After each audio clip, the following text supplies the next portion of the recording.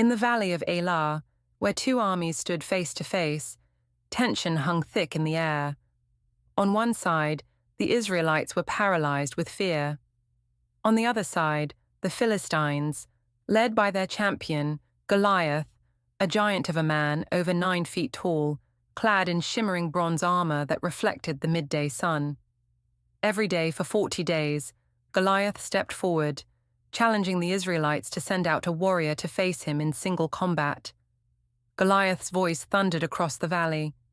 "Why do you even bother lining up for battle? Send out your champion, and if he kills me, we'll become your servants.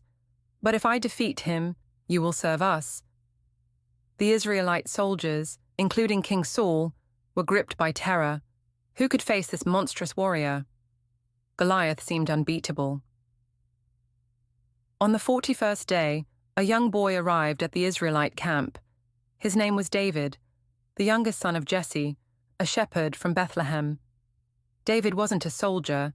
He had only come to bring food to his brothers, who were part of Saul's army.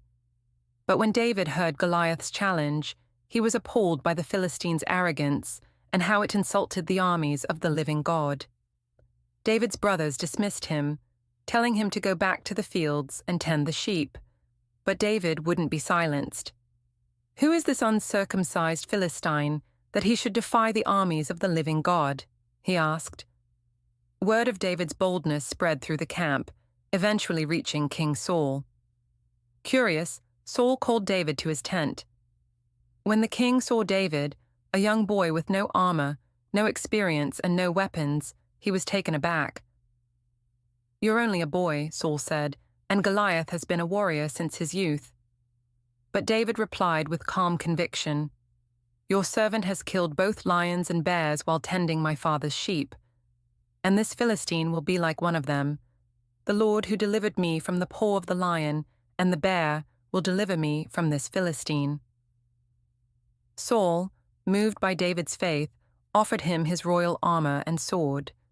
But when David put them on, he realized they didn't fit. "I cannot go in these," he said, handing back the heavy armor. Instead, David picked up his simple shepherd's staff, his sling, and 5 smooth stones from a nearby stream. With nothing more than these tools, David stepped onto the battlefield. As David approached, Goliath's laughter boomed across the valley. "Am I a dog that you come at me with sticks?" Goliath sneered, looking down on David with contempt. "Come here," he roared, "and I'll give your flesh to the birds and wild animals." But David didn't flinch. His heart was filled with something stronger than fear. It was faith. "You come against me with sword and spear," David shouted back, "but I come against you in the name of the Lord Almighty, the God of the armies of Israel, whom you have defied." Without hesitation, David placed a stone in his sling and swung it with precision. The stone flew through the air and struck Goliath in the forehead, sinking deep into his skull. The mighty giant stumbled forward and crashed to the ground, lifeless.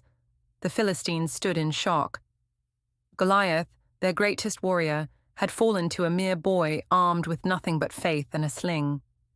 The Israelites, emboldened by David's victory, charged forward and chased the Philistines from the battlefield.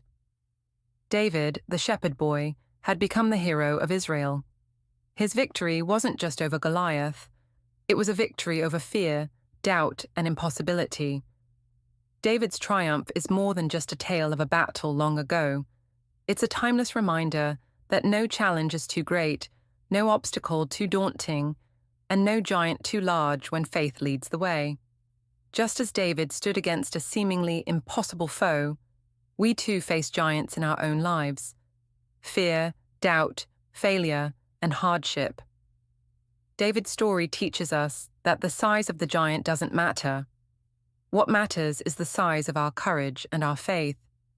The battle may seem overwhelming, but with trust in something greater than ourselves, we can defeat the giants that stand in our way. David wasn't just an underdog. He was a champion of faith. And in our battles, we can be too. So the next time you face a challenge that feels insurmountable, remember David. He didn't defeat Goliath because of his strength or experience. He won because he believed that with God, no giant was too big to fall. What are your giants, and how will you face them today?